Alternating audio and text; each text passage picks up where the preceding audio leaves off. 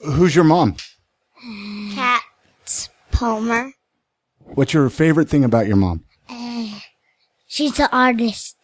We love her. Showcasing local talent, professionals, and everyday people, making Salt Lake City what it is today. It's time for another episode of the I Am Salt Lake podcast. Welcome to episode 177 of the I Am Salt Lake podcast. My name is Chris Hollifield. I am your host. Welcome to my show. Thank you so much for listening. However you got here, however you found it, thank you so much for taking some time out of your busy day and checking out the podcast. I want to welcome back our longtime listeners, those of you that have been here since the beginning. Thank you so much for your continual support. It means the world to me, and thank you so much for coming back each and every week as I have a brand new episode where I chat with locals here in Salt Lake City, people that are making Salt Lake City the city that it is today, making it a place that I know I can be proud to call home. Hey, this episode, local Salt Lake City photographer Kat Palmer. We sit down, we chat, we have a great conversation. She joins us on this episode. She was actually on an episode a couple years ago. April 2013 is the first time I had an opportunity to sit down and chat with Kat. We chatted at the Urban Arts Gallery. Derek Dyer was actually on that episode with her as well.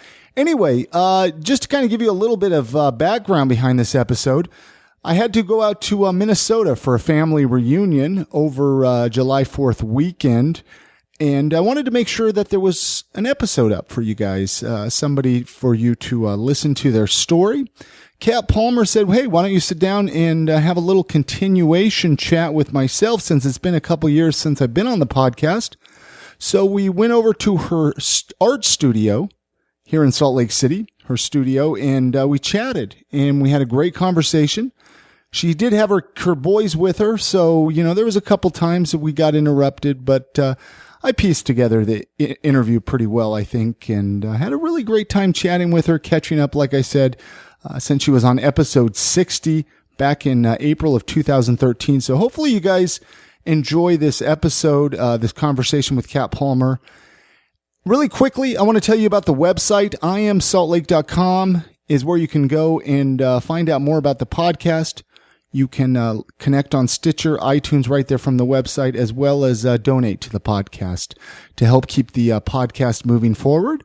Again, the website, IamSaltLake.com.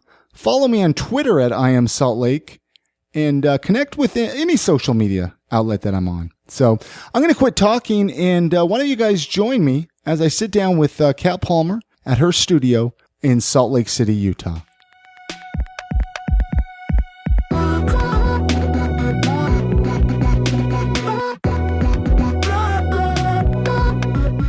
We're recording at Kat Palmer's studio here in Salt Lake City. Thank you so much, Kat, for letting us use your space. Your boys are outside playing. Yeah, thanks for coming. Yeah, absolutely. And people that aren't here, it's a nice little space for your... I'm still moving in, so I still have a lot of boxes.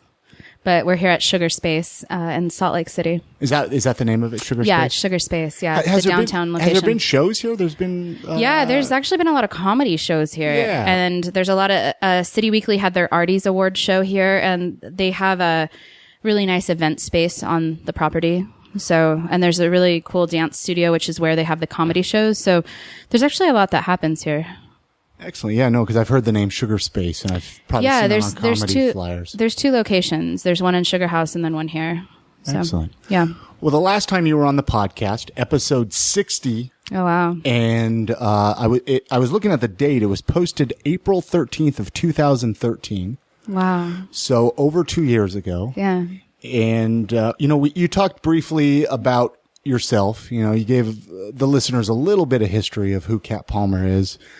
But I wanted to kind of do more of a one-on-one with you to kind of learn a little bit more about you, because we briefly got into how you got into photography. So, which I recently listened to that episode about a week ago. So hopefully I'll remember subjects we talked about. But it was so long ago, I forgot about it. I'm sure listeners that have followed along through the last couple of years, they have forgotten about it too. So we might repeat some stuff. Sure. And I think I was mainly on there as the curator of the gallery at the time. The Utah Arts Alliance. The Urban Arts Gallery. Urban Arts. Right. Which I resigned from a year ago. Urban Art. Yeah. Yeah, well, let's actually jump right into that. So you resigned to do photography full time. Correct. I mean, I was doing photography full time at that time. It's just, I just started focusing more, going back to what I was doing. So how was that? So you said you were already doing it full time. Was it scary to make that leap, though? Yeah, I made the leap over 6 years ago. I started having children. So I've been shooting for 20 years. I've been shooting professionally for 11. And then just over 6 years ago, I resigned from my quote unquote real job, which is one that I went to Monday through Friday, benefits, vacation, all that good stuff. That was terrifying. Terrifying to leave. Right. It was absolutely terrifying to leave. Well, because when you're working for yourself, your income fluctuates. But for 5 years, I'd been building up my clients to the point where I felt like I had enough clientele and I had enough income coming in that I could transition to doing it full time. But for me, full time at the time, I had 2 babies, well, technically I was pregnant with Lucas and I had Jack. And so when I was doing it quote unquote full time, I really wasn't working very much. I was working here and there. It wasn't probably until Lucas was about a year old that I really went back to working, 10 hours a week. So doing photography. Right. To me, working 10 to 12 hours a week is full time. So when somebody makes that step, of a 9-to-5 job, they have a regular, Monday through Friday job, like you were saying, to doing something on their own. A lot of people listening have never done something like that. I've had my own business for a while. A lot of people can't do that. Right. But you felt you could. Yeah. I mean, I had enough clients rebooking me, new people coming in. I had a lot of publicity in, the media, and I felt I could do it. I felt I had enough of a following to be able to do it. It also takes a certain kind of person to discipline themselves. Well, sure. To say, get out of bed in the morning, to motivate themselves to actually work versus, oh, today I just want to stay in bed and do nothing. I don't know what it means to be lazy. It's not in my vocabulary. I actually have to schedule downtime. I actually don't know how to slow down. So it's not a problem for me. If anything, overbooking myself is a problem for me. I have a lot of people coming at me with projects, coming at me with different things they want me to be doing in the arts community, and I have a hard time saying no because it's also exciting. So why do you think that is? Why do you think you have a hard time saying no?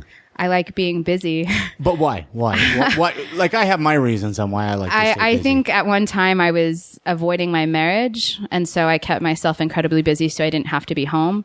And now, most days I'm by myself and I don't really feel like sitting around alone in my apartment. So for me, being active and doing things is what keeps me going. But I don't know. I thrive on people. I'm an extrovert. I thrive on being involved in cool things. And so, yeah.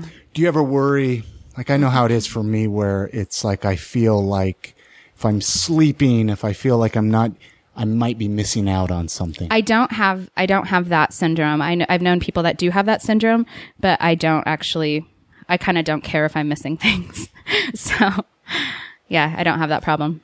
Let's do a little catch up, for people again back that didn't listen to that episode. You briefly talked about where you went to school for photography. Okay. Let's start right there. Where did you go to school for photography? Well, first, my photography actually started when I was 15 years old. So 20 years ago, I had a really good teacher in high school. He taught at a college level. And by my senior year, I was taking 3 classes from him and he let me write my own curriculum. That's when I first shot nudes. From there, I went to Orange Coast College in Costa Mesa, California, Orange County, which is where I'm from. And this was back in the 90s. So there was no digital photography. We weren't picking up our phones and calling ourselves a photographer. We actually had real cameras that we had film in. And I would develop my own film, develop my own photos. And John Upton taught at the college I attended. He's the guy that wrote all the textbooks for everyone across the nation that was taking photography at the time. And that's where I started. I did not graduate. And I'm still pushing myself every year to learn more and more about photography. So, do you feel by not graduating has held you back at all? I do in a way, yeah. So I wanted to talk about my mentor. It's Al Talene, and he's one of the big photographers that was here in Salt Lake City back in the 70s, 80s. And he was a professor up at the University of Utah, and he told me to not go back to school. He said, you've got the eye. You can't be shown how to have an eye. You either have an eye or you don't. So he told me to invest my money in equipment and just to keep shooting. Photography is more of a skill, and it's more of a talent versus Right. a piece of paper. Right.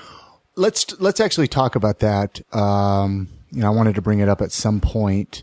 I know we've chatted about it. You see people popping up. Oh, I'm a wedding photographer, or I'm shooting pictures here.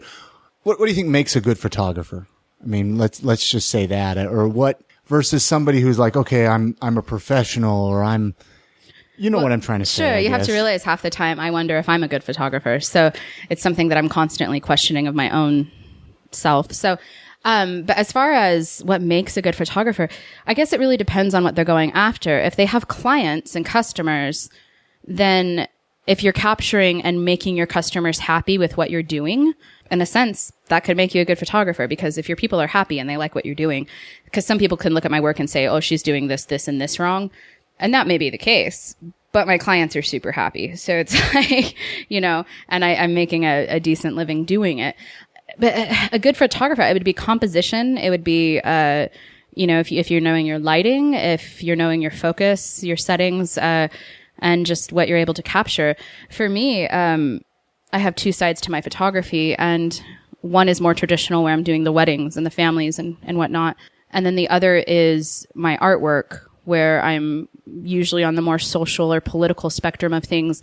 And if I have people leaving my exhibit feeling something, feeling emotion, feeling angry, feeling sad, if it's grabbing them in such a way, I feel like I'm doing my job and I'm a good photographer. So that's a really subjective question. Well, yeah, because in reality, I could become a good photographer with my iPhone and take Sure. pictures and start charging people money. Does that a fair? Would I be a professional I think there's plenty of people that take good pictures from their cell phones, but it doesn't necessarily transfer over to calling yourself a professional photographer. No, So. I understand. Well, so what do you think of like photo sharing apps like Instagram? Oh, I think it's Do you great. think? Well, I think they're great as well. But do you think that they've destroyed photography, or No, actually Not at all. helped out? I think it's amazing to be able to peer into people's worlds so simply and quickly, and being able to see how they see the world. I think it's a great thing. So no. What? Let's talk about some of your photography that you've done. Okay. Let's talk about that. What are some of your favorite? Do you enjoy people? Like, Oh yeah, I'm not a landscape photographer. Landscape, or I could be I just cannot be bothered with landscape photography. There's very few actually photographers that do landscape that I think, oh, I really love that. I'd rather be out in nature enjoying it with my eyes than looking at photographs of it. I'm a people photographer. I'm known for the work that I do with women, and probably some of my favorite shoots have been. I had the women that had shaved heads. I had 14 women shave their heads for me. That was a pretty cool shoot. like you literally got them to shave their head. Yeah. To be part of talk about that project. Yeah, that was back in, I think 2010 is when this happened. So 5 years ago, I would approach women, people I did not know. And I would say, do you want to be a part of this project and shave your head for me? And I wanted 10 women, and I ended up getting 14. Jed's barbershop, that's how I know them. His wife was one of the people I approached, Nicole, to have her shave her head for my project. So from there, I gave them all the same 6 questions, because I was wanting to show that women could be beautiful, can be sexy, can be feminine without hair. I feel like so often we put our self-worth into our hair, and we only feel sexy if we have hair. We only feel feminine if we have hair. And I wanted to show that you could be all those things and not have hair. So that's what we did. That was the 3rd time I'd shaved my head. Are those the pictures that they wrote on their bodies? No, that was a different project. That was a different project. Yeah. So the shaved head, it was just that. It was just 14 women shaved their heads for me. I was really surprised at how much the local media covered it. I expected Slug and City Weekly to cover it because it was more counterculture. Nobody had cancer. This wasn't a project for that. But all the news stations and all the newspapers actually covered it. And I was really surprised because I didn't think that they would care. So, in fact, sitting behind you is the poster that's actually my hair on the ground that hung at the exhibit. And where was that exhibit? It was in Trolley Square. Trolley It Square. was at the so Hive. here in Salt Lake. Yeah. So when you think of an idea like this, I mean, these are all, you're just kind of comes to your head and you're like, I want to do this. And Usually in the shower. Yeah. Usually in the shower. Yeah. Do you have anything that like you get inspiration from or is it it depends. Everything, like sometimes if I hear women, especially like the shoot I did out on the salt flats with 39 women, they ranged from age 13 to 78. I was realizing that the self-esteem problem wasn't just a teenage thing, that women in their 50s, 60s, 70s still struggled with loving themselves. And so I wanted to do a whole shoot just about loving yourself and embracing that. So these women had to write in 3 things to me about what they loved about themselves. But at that time, it was hearing my grandmother, who was in her 70s, complain. And at that point, I just thought, goodness, like, when I'm 70, I hope by that point I love myself and I'm not still picking myself apart. And so I wanted to do it. So it's just, so sometimes it's what I hear people saying. Sometimes the Republicans and the Tea Party give me a lot to work with. The women that you were talking about that wrote all over their bodies. That year, a lot of the Republicans and Tea Party were just saying really shitty things about women and about how if we are legitimately raped, that our bodies have a way of getting rid of the baby, that we can't actually get pregnant. And so they were just continuously saying these things about us. And so that inspired, I don't even know, I think it was 38 is what I counted. 38 women that week. They came in and got naked for me, and I wrote all over their bodies about, you don't own me, keep the politicians out of our vaginas, just stuff like that. So it was a pretty cool project. What do you think you know now that you wished you would have known in the beginning of doing photography? Oh, I can tell you exactly. The biggest thing is to stay true to myself and to stay doing what I am passionate about. The first year that I was an invited artist to the Utah Arts Festival, I had no idea what the fuck I was doing at all. And I was so new to the scene. Like I had actually never been to the Utah Arts Festival. I still was making friends in the art scene. I thought, oh, we live in Utah. There's a lot of conservative people here. And I brought a lot of pictures of flowers and trees and landscape shots, which I don't care about personally. Yeah. And I did that. That same year, I had shot these 3 women that had writing all over them in front of bombs. It was said, I am not Republican, I am not Democrat. And the middle one said, I am human. And they had gas masks on. And at that time, I thought, nobody's going to hang this in their living room. And sure enough, I sold out of that series. I have nothing left of that series to this day. And I still have the flowers and trees. So I wish I would have known just to be true to myself and not be bothered what I think that the public might want or and just stay with what I'm passionate about, because people can see through and they know if you're passionate or if you're not passionate about something. So. Well, and I know that's a big thing with you, to be authentic, to be your true self. Right. I mean, you probably always weren't that way, would you say? Yeah. I try to do that as much as possible. I don't even know if I know how to be fake. But have you always been that way? Yeah. Yeah, you could ask my mom. Really? Yeah. Well, it's hard because we're, it kind of goes back to what you were saying, how, we worry what people think of us. We worry, what their thoughts and what they might think of us. Okay, I'm back. No, let's actually, I'm not sure where we left off there, but you mentioned Jed's Barbershop. Yes. You're wearing one of Jed's Barbershop shirts right now. I am. And I know you're good friends with them. Let's actually talk a little bit about there, because I know that was a recent project of yours. Yeah, it's actually a permanent art installation that I did for him. Let's talk about that so people can actually visit it and see it. Yeah. Go get some haircuts. I go to Jed's to get my haircuts. And Chris looks really good. Yeah. Well, there you go. People that have seen pictures of myself. Because you've done, you did the photos at the 7th East. Yeah. It's like 7th East, 200 South. Yeah. His original location, actually, my ex-husband and I, we did that project together. How many years ago was that, probably? Oh, goodness. 4?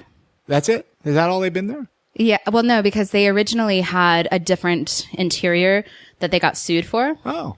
And so we had to come in and redo it. And do you remember what that was? Or can you talk about it at all? I'm intrigued by I'm this sure now. I'm allowed to talk about it. It was music. And so he had some amazing stencils of musicians, and it was all vinyl record albums that lined the walls. Just of the art music. Wow. But apparently Jed's was making enough of a buzz that a company back east that has they have trademarked the music barbershop thing, and they sued Jed's. I had no idea. And I want to get Jed on the podcast sometime. You should. He's a fascinating person. He has a history that needs to be shared. Yeah. So anyway, so we did that project, and then he opened up his new location on 2100 South and about 2100 East. It's just east of the Blue Plate Diner. And yeah, they contacted me and said, we want you to come in and do your thing. So basically, I pulled in a couple other photographers, but the majority of it is basically a walk through the last 20 years of my photography.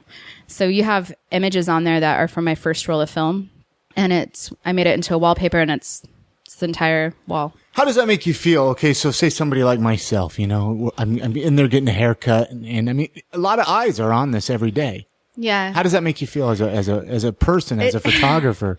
It's really nice, though. I don't think they have any clue what they're looking at.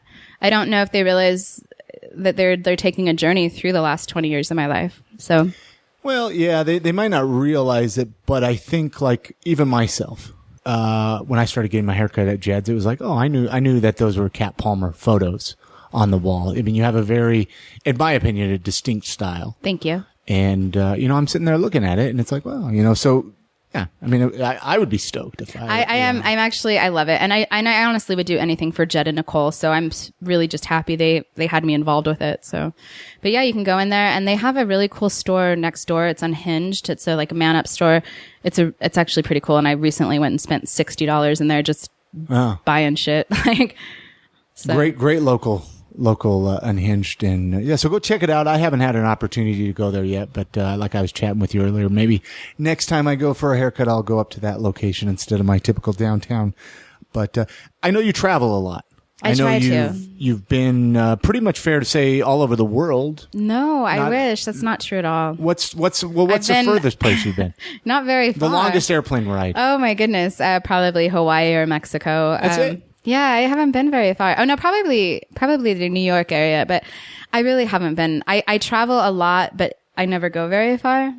I have to always be visiting places. No, I got you. Well, my question was going to be, in all these places you've traveled, what's your do you have a favorite place that you've taken pictures? Even outside of Utah. I've taken pictures. That you've outside of Utah even. Well, yeah, my favorite places are not inside of Utah where I've taken pictures. For photographs, I really love San Francisco. I feel like there's... What do you love about it? Like what? I love the energy. I love the street art. I love the breakdancing. I love the live music. I love homeless people. Which we were talking about in episode 60, Spoon and Squid. Oh, we talked about that. That was out in LA. That was a fascinating story. Yeah. You talked about going to San Francisco and running in to somebody else. Oh yeah, the people that knew them. Spoon and Squid. Yeah. So I go to San Francisco a lot. I'm there twice a year, and I don't know. I really love photographing over there. I'm trying to think of any place else that I've enjoyed as much as that, and I don't think I have. So I'd say San Francisco. So what, do you have any projects coming up that you want to talk about? Any projects or anything that you're working on? I mean, I might know of a few. I don't know if you want to talk about any like recent ones or anything that you want to talk. I don't know. Anything that you have coming up. I'm working with Amora right now. It's going to be exhibiting in October, I believe, or going through November at the Sorensen Unity Center. We're working on a domestic violence art exhibit, that we're hoping to have while the world leaders are here in Salt Lake City. And then the other project I'm working on, I am drawing a blank right now, and I'm just filling time to try to remember. It's at the same time, and I can't remember what it is I'm working on. That's great. I should have been more prepared for this. No, you're fine. I'm also teaching a workshop next week. Yeah. Talk about the one you're going to be doing at the Utah Arts Fest. This will be up after that, obviously. Sure. But what are you going to be doing? The Utah Arts Festival approached me, and they're hiring me to come in and teach a workshop. I'm going to do vision boards. I feel that you need to manifest what you want in your world, and you need to visualize what you want in your world. And so far, I've been able to make those things come true in my world. And so I basically just teach other people how to do that. Have you ever thought about like teaching like photography classes at like even the community college? No, I don't know enough to teach. Oh, whatever. I really don't. Kind of switching gears here. What's your biggest pet peeve? What's Kat Palmer's biggest pet peeve? Oh God. I don't know. My biggest pet peeve. I mean, there's things I obviously don't like racism and sexism. Misogynistic speech is probably my biggest pet peeve. People say things like, is that a girl drink? Or you throw like a girl, or you need to man up and stop crying. That type of speech, it strikes a huge chord in this feminist. But pet peeve, I don't know if that's an actual pet peeve as much as something as I just don't like. I guess it's the same thing, right? It works. I'm going to say that's probably it. Oh, and then maybe people not being considerate of my time. That's probably my other pet peeve. So, what's your all-time favorite word? Reciprocity. Reciprocity. I love the word reciprocity. I don't think I've ever heard you use that word. You have. Have I? I texted it to you like 2 weeks ago. Huh. All right. What's your least favorite word? My least? Well, I don't know if that's proper for this podcast. It's actually words I don't use. Well, so. Fair enough. It's your least. So racial slurs. How about that? Racial slurs. Let's say you could sit down and have lunch with one person, famous or not, if they're living or dead. So who would it be? If you could just have one person, if you could take them out to lunch, your favorite restaurant. I'm going to go with Jesus Christ if he's real. Why would you pick I think him? I'd like to clear up a lot of things that his followers think he claims and then report back on it. But I honestly don't know if the guy's real. So do you want me to pick somebody that I actually believe in? No. Well, if you want to go with Jesus, that would be I think I want to go with Jesus Christ because I don't think that Christian people, majority of them, don't actually know what the teachings are, nor do they follow it. So I'd like to clear up some gay rights issues and maybe a few other things. If you could learn to play any instrument that you wanted, what instrument would it be? Piano. I've tried so many times. I'm not musically inclined. I've taken viola lessons, violin lessons, clarinet lessons. You've taken piano have we lessons. talked about that violin? No. I took about 8-10 years of violin. Oh, really? lessons. Yeah. I've taken a lot of lessons, and I owned a piano for a long time that I just recently gave away this year. And I only owned this piano so that other people could play it for me. But piano music by far is my favorite. I love the piano. I'd love to just be able to sit down and tickle those ivories. Have you ever been in a fist fight? These are random questions. Yes. I realize that, but I'm trying to learn a little bit about Kat Palmer here. I was a very troubled youth when I was in junior high, and I thought I was badass. And so you used to get in a lot of fist fights on the school playground. I'd wait till school was over. You were a bully. No, I was not a bully. I did track down a girl in high school.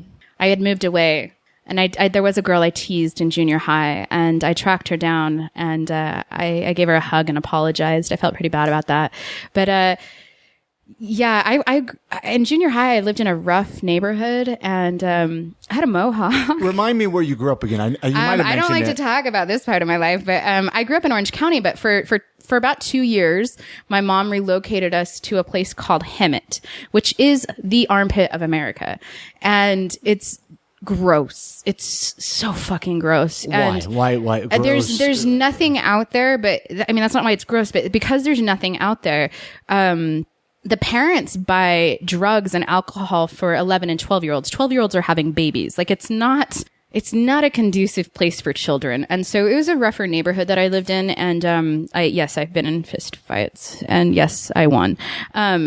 So I'm not super proud. You had to make that known. You won. I am not super proud about that part of my life though. But so I moved away when I was 13, about 13 years old, 12, 13. And, I got involved with a bunch of straight edge kids and in that movement in Orange County. And I'd come back to visit and explain to these people what the straight edge movement was. And they thought I was joking. They thought I was making things up. They're like, there's no way that there's people that exist that strive to not do drugs. And so because we did our fair share of drugs at 11 and 12 years old. So yeah, I'm super not proud of that 2 years of my life. So let's say you found out you had a month to live, and it was a pretty accurate, you were going to die. How would you spend that last month alive? I would travel more. I'd go to the places I haven't seen yet. Where's a place that you want to go? I've not been to Europe or any of that area. So what's stopping you? South America. I don't know. My plans for Italy keep getting pushed back every year, but I'm thinking next year is Italy. I'd probably take my children with me for that month so that I could just travel and explore with them. I'd probably do my last art project. Like if this is happening like right now, like I have a month to live right now. You woke up tomorrow. Okay. So I would do the art projects I have in my head. I've got a couple that I want to get out on paper. I'd probably put together a book. And I would probably put together videos for my children to watch as they got older. Luckily, they have an awesome bonus mom, so I think that they'd be totally fine if I died. Honestly, they've got good family, so I don't feel like they'd be lacking in that department. And I would probably just travel, and that'd probably be it. So, if you could have any pet, illegal or not illegal, any pet you wanted, what pet would Kat Palmer have? Kat Palmer would have no pet. That's what she would have. Because I don't fucking want to pick up shit. Like if you have an animal, you usually have to clean up after it. And I don't want to do that. And I don't want to train anything. And I'm an animal lover, a huge animal lover, right? I had dogs before I had kids. I like hairless cats. Oh, I'd probably have a hairless cat. But I also don't like caging things. So I don't want to have an animal and then put it in a cage or confine it. So like somebody would say, oh, I want a pet dolphin, or oh, I want a pet monkey. Well, if you had those things, you'd still have to confine it. And I don't believe in that. And so I don't want anything you have to confine or put in somewhere. I also don't want to clean up shit. So, but I do like hairless cats. So I'd probably have a Sphinx, but I'm not really into having things that I like to travel. So, and it's not really conducive to traveling. So what's something most people don't know about you? I think most people don't know a lot of things about me. You share a lot though I do. on social media. But people think, like, I let people into my world and I let them see a small part of it, but I don't, I'm still private about a lot of my life. People don't realize that. Let's talk about that for a minute, because I know we've chatted about it, obviously off recording. How do you decide what to share and what not to share? Because I even know, I know a lot more about you than what you even share on like Facebook. Well, that's because we're friends. Yeah. How do you know what to share and what not to share? I don't know. Usually it just pops into my head. Sometimes if it makes me giggle, I think somebody else might find the humor in it. Though some people just lecture me that things are not funny. But you get people that say you share too much. Oh, yeah. Yeah, no. People think that I share my whole world on there, and they don't realize I don't. It wasn't until this last year that I even shared a photograph of my children. I usually keep my love life at bay a little bit on social media. There's a lot of little things I don't share. What made you decide to say, okay, I finally want to share pictures of your kids? At the time, the guy that I was dating told me that I was a helicopter mom, and that there was just too much that I worried about concerning my children, and that I needed to let go a little bit. And in a lot of ways, he was right. I'm incredibly protected of my children. Part of it is because I have had some stalkers, some real ones. But I finally realized he was right, that I decided to share images of my children. I also worked with sex offenders for 6 years. And so that also had me a little bit more on edge probably than most moms. So do you still have a little bit of fear and nervousness? A little bit, but I try, but I'm kind of a little bit of an anxious person just naturally. And so I try to just let that go and realize that my kids are okay.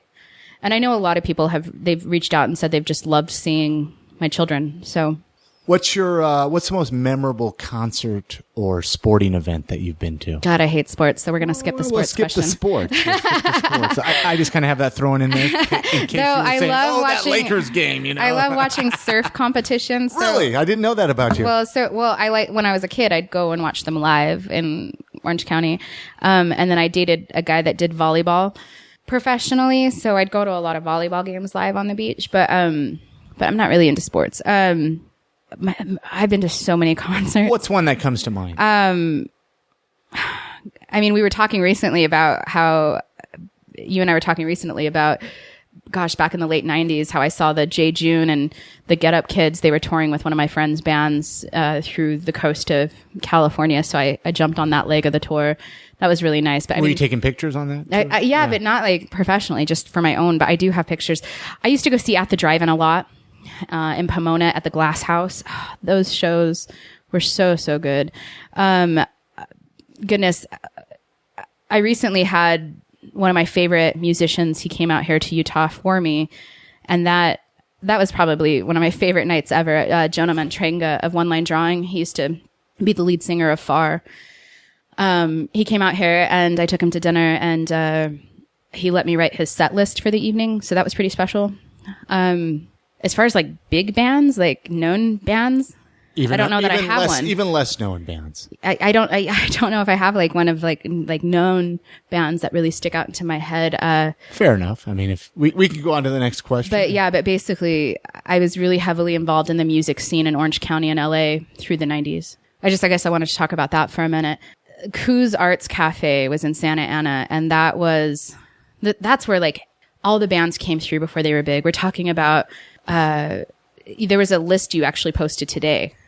A lot of those bands came through Coos Arts Cafe. And for people listening, I posted a list on Facebook of about 35 old emo indie rock bands from the 90s. Yeah. And so that was my life growing up. And so music has always been just hugely important to me. And but that was the best time for music back in the 90s. I mean, that, in my opinion, some of the best bands. I mean, Driving by Braille. Well, the Get Up Kids. We're talking about Get Up Kids, The Promise Ring. Yes, The Promise Ring. God, Mineral, J. Bray. June. There you go. Yeah. There you go. And so those, for me, just getting to see a lot of those bands before they really took off and made it. And by saying made it, I'm not talking like they were on MTV and on FM radio or whatever. But to me, when they made it is when they were able to tour around the nation or around the world and have those big shows. And people would come out to them. And so to me, that's making it as the music that I really love. So let's say you could step out of being a photographer for a day and you could try out another job. And all hypothetical here, Kat. So work with me on this one. That you would be good at it. What job would you like to try out for a day?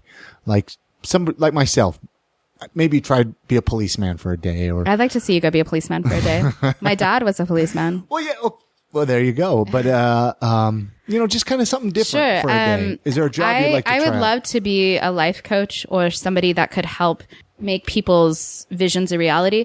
And then there's a job actually that I want that I've been trying to figure out how to create it to happen. This is how I want to spend my retirement, by the way.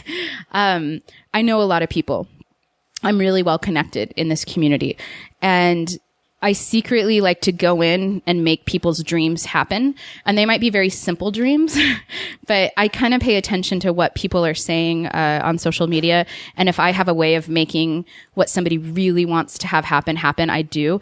And this is what I would love to have happen is maybe like in 20, 30 years from now, I figured out a way to make this a nonprofit where I can just go around and like secretly wave a magic wand and like make people's dreams come true. So I'd like to be Jiminy Cricket. I don't know. Who's the person that makes dreams come true? No, he's the conscience. It's a good fairy. The good fairy comes in Pinocchio, right? And she makes his dreams come true. That's what I want to be.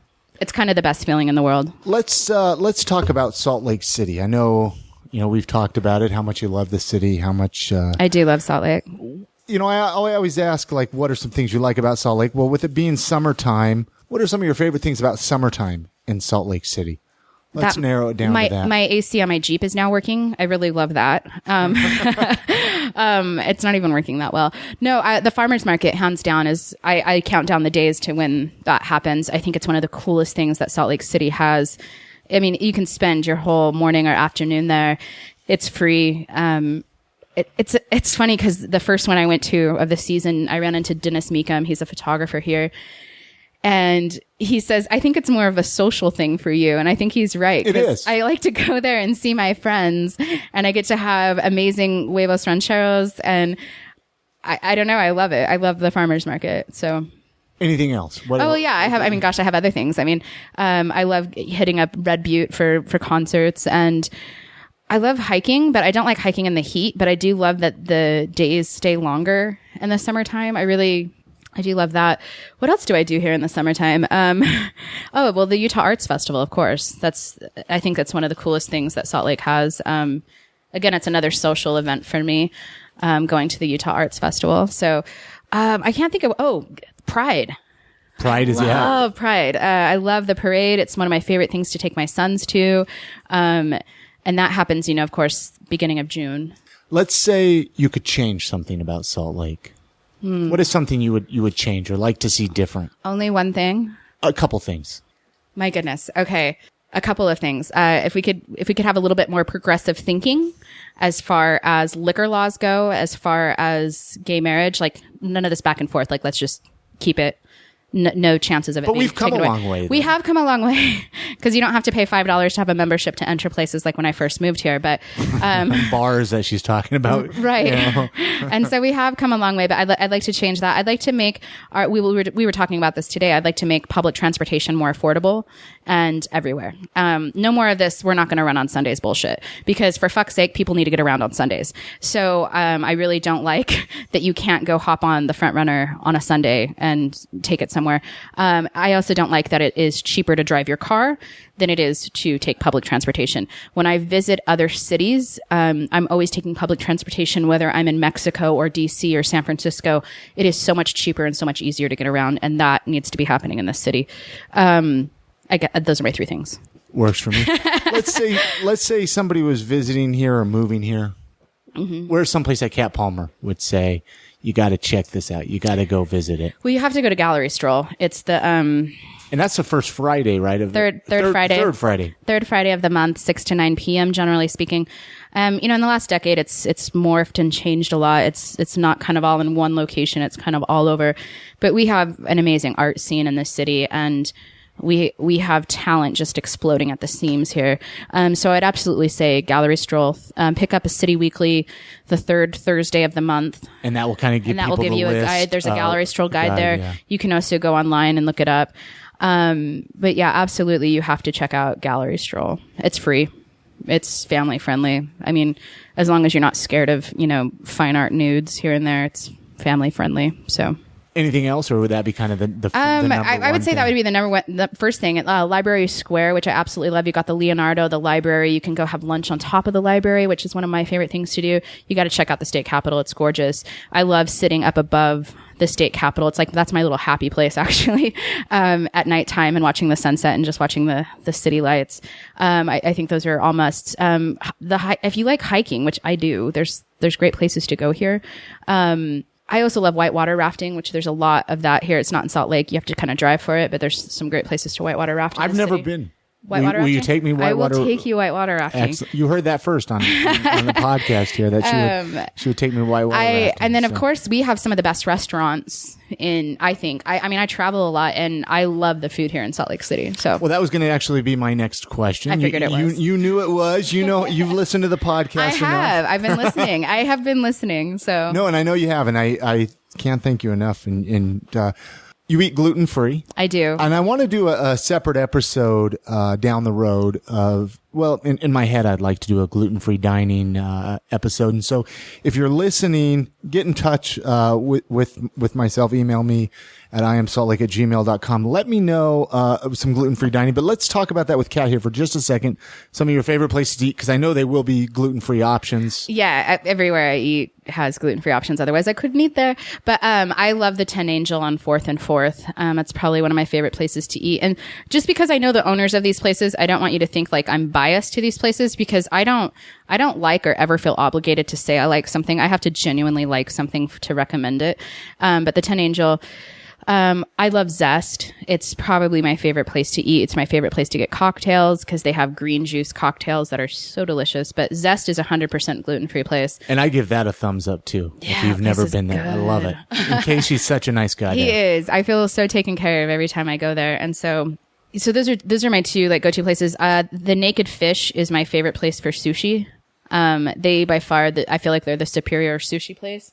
They have the freshest fish, and I always feel like Sunny is taking care of me there. I'm trying to think of other places. I really like Bombay House for Indian food. I'm not a fan of Himalayan. That's just my preference. I like Bombay House, and I was trying to think Mexican Frida's. That's my staple place for Mexican food is Frida's. So bistro. How can people find you online? Just my website. It's my name, katpalmer.com. It's with a C. And I'm easy to find on Facebook, Instagram. It's Kat Palmer Photography. I'm still trying to learn how to use Snapchat. It's Kat Palmer Photo. Chris said I had to get on there, that I'd love it, but I can't figure it out. I just realized a bunch of people have been inboxing me, and I'm not even really certain how to respond to it. So I'm trying to figure that out. But send you a private chat, right? I have tons of those. I just discovered that today, and that's just for you to watch. Okay. You don't necessarily, I get them. I don't necessarily, maybe you're supposed to respond. I don't necessarily respond, But maybe, like, say, for example, you and I were Snapchat buddies. I might just want you to see a photo instead of all my friends. Okay. And so you take a look at it. It's a goof, but you know what? Most social media sites and apps are. I feel like this one's not very interactable though, because I can't like things or comment on things, It so isn't. it's confusing to me. Yeah. Because how do they know that I've seen it? It shows. Yeah. It tells them I've seen it. Yeah. Yeah. So I'm super confused by it, but I'm on there and I'm on Twitter, but I don't know my Twitter And handle. Facebook. Facebook Well, is Facebook, yeah, where it's you're just- most active, yeah, and I'll Kat put Palmer. those links on the show notes for this episode. So Thank you. follow Kat, because I mean she's got a lot of good things to say. And photos, and you might see a photo of me pop up in her stream. You know. Maybe. Maybe a little bit. But anything else you want to mention? Gosh, I don't know. Anything else you want to talk about before we leave this episode? Well, how about this one? Words of wisdom or piece of advice from Kat Palmer. Piece that of she would advice give. from Kat Palmer. If you have children, don't bring them to a podcast. No. No, her kids have been in here, and they've been troopers. They've been great to do this. And again, I appreciate your art studio recording it here. No, thanks. Yeah, so words of wisdom. The biggest things in the last couple of years that I have learned is one, to love yourself, to start embracing what you think are imperfections, and just learn to love yourself. How can we do? I mean, how can a person do that without getting into too much depth? What's the easiest way to love yourself? It took me years, honestly, to get to this point where I'm at, and I'm not perfect in it yet. But I did a daily journal, and then I would take pictures of myself that were really bad, not the funny ones, but like I was trying to just get used to myself. I also shaved my head for a fourth time, just trying to get used to my face. I don't know. I think it's important. There's been scientific studies that have been done. Words are really important. So the things that you're saying to yourself need to be positive. Because I don't know how many people have seen this science experiment where you speak ill to like a thing of rice and you speak good to another thing of rice. And after a month, the one that you've been speaking good to still looks good. And the one that you've been speaking ill to looks really bad. It's moldy. It's, gross. So I think that that's important, just saying positive things to yourself. Also, just not worrying. Yeah. and perhaps it's something that I'm still also trying to learn to be good in. But I don't know. I've just gotten to a point that it's just a lot of things that we worry about in life just really don't matter. So Yeah, one day at a time. That's all. That's all you have control about. That's actually on my my vanity is one day at a time. All right. Many thanks goes out to Kat Palmer for coming on this episode of the podcast. Hopefully you guys enjoyed it. I know I did. It was great to bring her back on the show. Since, like I mentioned, it's been since April of 2013 since she was on the podcast. And, I like to catch up with people that have been on the show in the past and see what they've been up to, kind of see where they've, what they've been up to over since the last time they've been on the show. So anyways, I'm going to put all the show notes on the IamSaltLake.com under episode 177. That way you can connect with her, find her on Facebook, check out her website. And if you're in the market to get some photography done, definitely check her out. She does a really good job at that. I've actually had the opportunity to go out to the Salt Flats with her. You might have seen the rainbow she did. She did like a rainbow project. We all wore different color shirts and had umbrellas. And we posted those. I know I posted that on my Facebook wall. She posted it on hers. And so that was a really fun project that I was glad and happy to be part of. Hey, there's a few ways you can help the podcast. First of all, hopefully you guys are all telling your family and friends about it. Word of mouth is a great way to get the word out about this podcast. Share any of your favorite episodes on any social media outlet. Also, you can go to IamSaltLake.com and click the donate button. Send on over $1 or $2. It helps keep the project moving forward. It helps keep the podcast supported. It helps with the web hosting, audio hosting, any new equipment. Helps keep the podcast expenses down to a minimum. I want to thank you guys for your emails. Feel free to reach out. IamSaltLake@gmail.com. I'd love to know what you thought of this episode or any other episode. If you'd like to come on the show, please reach out and let me know. I'd love to have you come on and share your story. I got a brand new episode each and every week. Sunday evenings is when that comes out, so make sure to subscribe however you listen to podcasts. That way I'll come right there in your podcast feed. And until then, get out and enjoy the week. We'll chat again real soon.